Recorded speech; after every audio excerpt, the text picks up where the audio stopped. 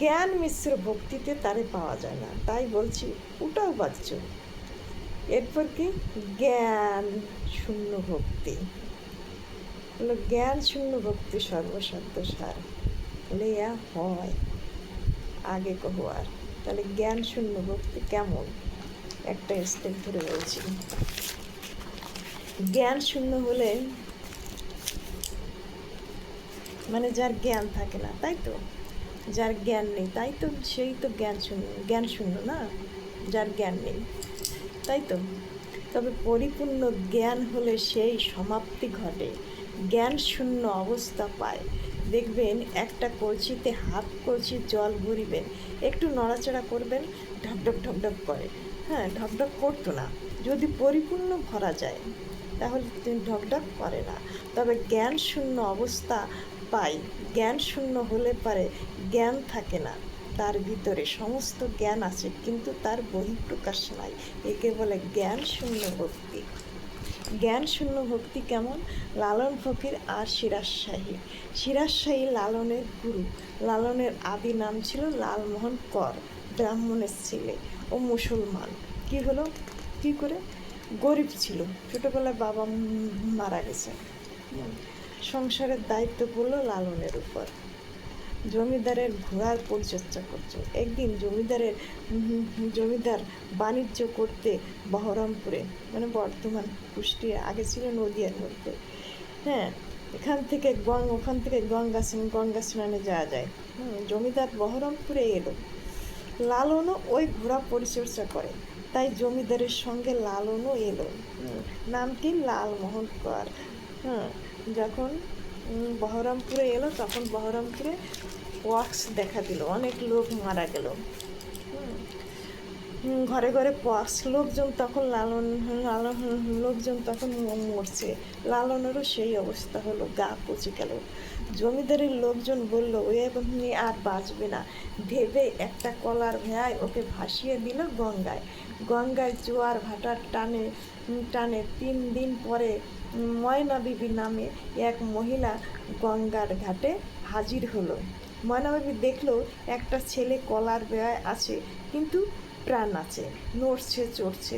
ময়না বিবি সাঁতরে টেনে তুলে মুছে ওকে সুন্দর করে কলার পাতায় রেখে রসুন তেল মাখিয়ে ওকে ভালো করলো। ভালো হয়ে দেশে গেল, সুস্থ হতে মাত্র 3 মাস লেগেছিল। ময়না বিবি বলেছিল, তুমি কে, তোমার পরিচয় জানি না, তুমি কথা শোনো, তোমার দেশে যাও। লালন বলল, আমি লালমোহন কর, ব্রাহ্মণের ছেলে, জমিদারের ঘোড়া পরিচর্যা করি, এসেছিলাম, আমাকে ফেলে গেছে, এটা আমার পরিচয়। তারপর দেশে চলে গেল। ওর বউ লালমোহন সব ওর বউয়ের কাছে ঘটনাগুলো বললো, যে আমাকে একটা ময়না বিবি নামে আমাকে একটা মুশমিলি মেয়ে পরিচর্যা করছিল। যখন এই পরিবারের লোকজন শুনতে পেল মুসলমানের ঘরে সুস্থ হয়েছে, দেখে তাড়িয়ে দিল। বলল, তোমার আর হিন্দুত্ব নেই, তুমি সেই মুসলমান বাড়ি যাও। নিজের বৌমা গ্রামবাসীরা সবাই তাড়িয়ে দিল। তখন জমি বেকায়দায় পড়ে কী করবে, আবার সেই ময়না বিবির কাছে চলে গেল। এই ময়না বিবি ফুফতো ভাই হলো সিরাজশাহী, তার কাছে দিল। লালন তখন সিরাজশাহীর কাছে গেল, বিভাগী হলো। বিভাগী কি, যাদের জন্য আজ আমার এই অবস্থা, তারা আমাকে অন্ধকার করে দিল, মা বাবা বউ গ্রাম ছেড়ে দিন, পরিচয় দিল না, মনে ভাবলো এই সংসারে কেউ আপন নয়। হ্যাঁ, তারপর সিরাজশাহী গুরু হলো। একদিন সিরাজশাহীর সঙ্গে লালন চলছে, হ্যাঁ, কিছু দূর গেছে। তবে সিরাজশাহী প্রায় গুরু হয়েছে, মানে শিষ্যত্ব গ্রহণ করেছে প্রায় 5 বছর হয়েছে। এর পরের ঘটনা, একদিন বিকালবেলায় লালন, মানে সেই সময় লালন সিদ্ধ হয়ে গেছে, মানে সাধনায়। একদিন বিকেলবেলায় চলছে গঙ্গার তীরে, হঠাৎ পশ্চিমের সূর্য ঢলে পড়ছে, খণ্ড খণ্ড মেঘ, উপরে সূর্যের প্রভাব পড়ছে, মনে হচ্ছে যেন এক ঝাঁক পাখি উড়ে যাচ্ছে। সিরাজ বলল, দেখো লালন, কত পাখি উড়ে যাচ্ছে। লালন বলল, হ্যাঁ গুরুদেব, সুন্দর পাখি উড়ে যাচ্ছে। সিরাজ শেষ বলল, বলো কি? আমি বললাম পাখি, তুমি বললে পাখি, ওটা পাখি নয়, খণ্ড খণ্ড মেঘ। লালন বলছে, হ্যাঁ গুরুদেব, খণ্ড খণ্ড মেঘ। কি বলো গো লালন? আমি বললাম পাখি, তুমি বললে পাখি, আমি বললাম মেঘ, তুমি বললে মেঘ, ব্যাপার কি? এর মধ্যে হঠাৎ একটা দড়ি দেখতে পেলেন। সিরাজ সাহেব বলে, ওরে বাবা কত বড় সাপ। লালন বলল, ওরে বাবা বিরাট সাপ।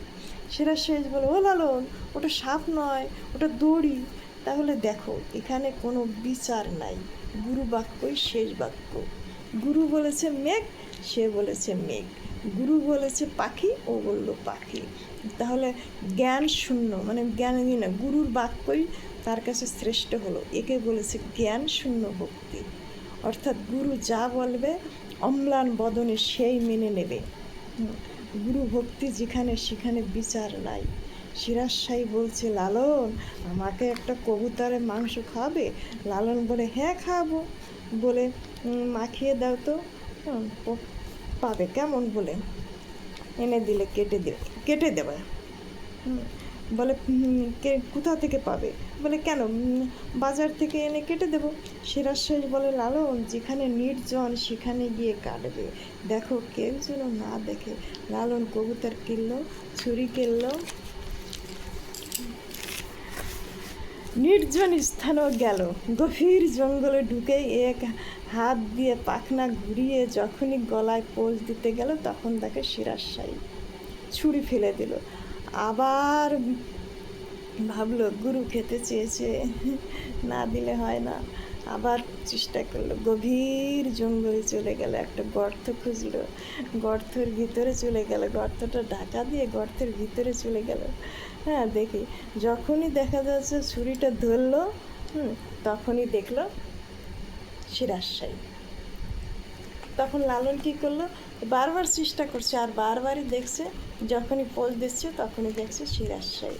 লালন বলল, আমার দ্বারাই হবে না।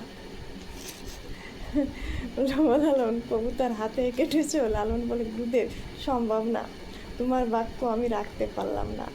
আমি যখনই কাটতে যাই দেখি কবুতর নয়, তোমার মস্তক দেখতে পাই। হ্যাঁ, তাই আর কাটতে পারি না। লালন বলল, তোমার সামনে কে? সিরাজ শাহী। পিছনে কে? সিরাজ শাহী। কবুতরের মধ্যে কে? সিরাজ শাহী। তোমার মাথায় কে? সিরাজ শাহী। তুমি কে? সিরাজ শাহী। অর্থাৎ লালন আর লালন নাই। যখন গুরুগত মন হয়ে যায়, গুরুর মধ্যে জ্ঞানের প্রাপ্তি ঘটেছে, লালন আর লালন নাই, সিরাজ শাহী হয়ে যায়। একে বলছে জ্ঞান শূন্য ভক্তি। জ্ঞান শূন্য ভক্তি। এরপর কি? প্রেম ভক্তি।